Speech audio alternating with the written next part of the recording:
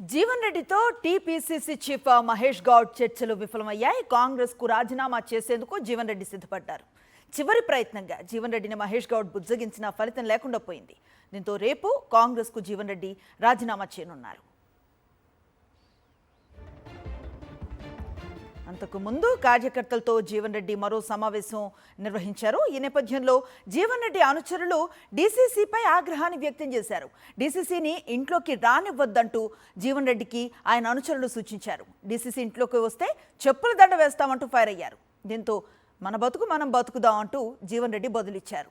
మనిషికి రాజకీయం గౌరవం కోసం అన్నారు జీవన్ రెడ్డి. గౌరవం పొందలేనప్పుడు రాజకీయం దేనికంటూ అనుచరుల వద్ద వాపోయారు. విలువలేని దగ్గర ఎందుకు ఉండాలని అన్నారు జీవన్ రెడ్డి. కాంగ్రెస్ కు రాజీనామా చేయవద్దని జీవన్ రెడ్డికి సూచించినట్లుగా తెలిపారు పీసీసీ చీఫ్ మహేష్ కుమార్ గౌడ్. జీవన్ రెడ్డికి ఆయన అనుచరులకు అన్యాయం జరిగిందన్న ఆవేదన ఆయన మాటల ద్వారా తెలిసిందన్నారు. ఇప్పటికే మీనాక్షి నటరాజన్తో కూడా మాట్లాడించామన్నారు. జీవన్ రెడ్డి పార్టీకి రాజీనామా చేయరని ఆశిస్తున్నామన్నారు మహేష్ గౌడ్.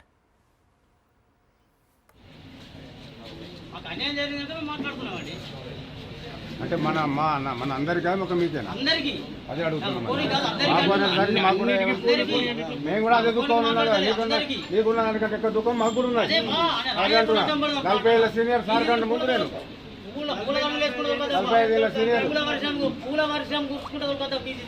అదే అంటున్నా. ఆయన రావడానికి మాత్రం లేదు ఇక్కడ. No chance. ఫ్లెక్సీ పెడదాం. డీసీసీకి ప్రవేశం లేదని అత్త చెప్పులు దండేద్దాం. ఏం ఆలోచిస్తారన్నా? మీకు ఏం తెలిసారా? జరిగిన అవమానాలు ఎన్ని జరిగినాయి, ఎన్ని గుళ్ళు కుటుంబాలు కానీ మీకు తెలిసి ఏమన్నా?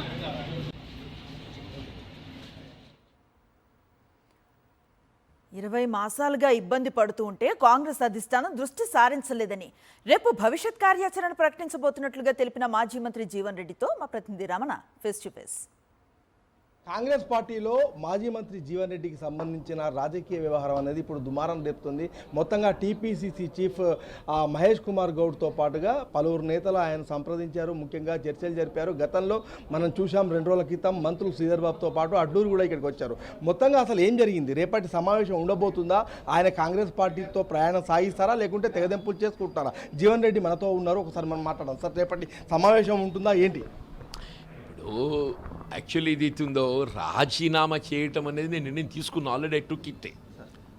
అది కార్యకర్తల అంటే సహచరుల సమక్షంలో చేయాలనే భావనతో రేపు తేదీ నిర్ణయం చేసుకున్నాం.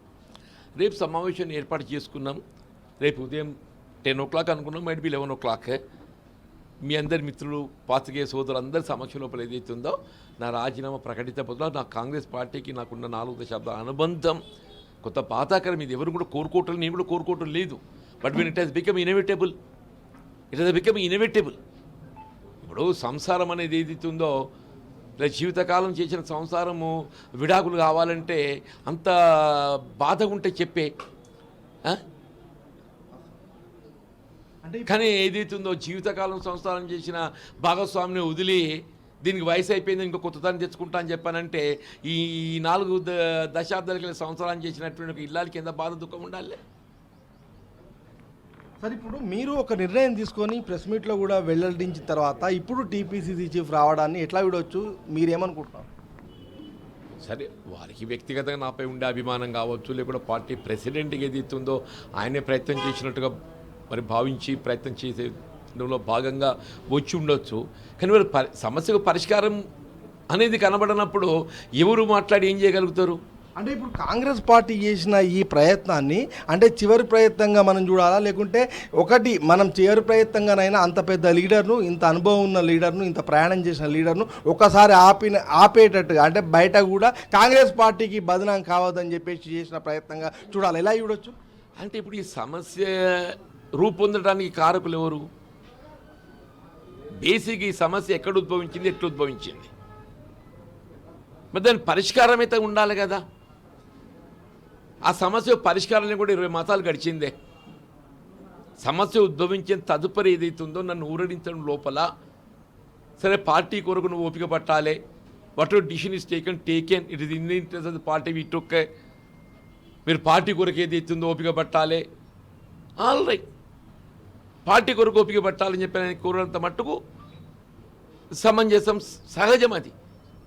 మరి 20 మాసాలు గడిచిందే, కార్యక్కబోతున్నారా లేకుంటే ఇంకా ఏమైనా వేరే నిర్ణయాలు ఉంటాయా? ఏ నిర్ణయం లేదు నాన్న, ఏ నిర్ణయం లేదు. ముందు ఇందులోకి వెళ్ళి ఏదైతే ఉందో స్వేచ్ఛ ప్రసాదించబడాలని కోరుకుంటున్నాను. జీవన్ రెడ్డి మాజీ మంత్రి 4 దశాబ్దాల తన ప్రయాణాన్ని కాంగ్రెస్తోని తెగదెంపులు చేసుకోవడాన్ని కొంత ఆవేదన చెందుతున్నట్టు చెప్తున్నారు. అయితే భవిష్యత్ ఎలా ఉంటుందనేది ఇప్పటికీ తను చెప్పలేను, కానీ మొత్తానికి రేపైతే రాజీనామాకు సిద్ధపడ్డా అని చెప్పారు.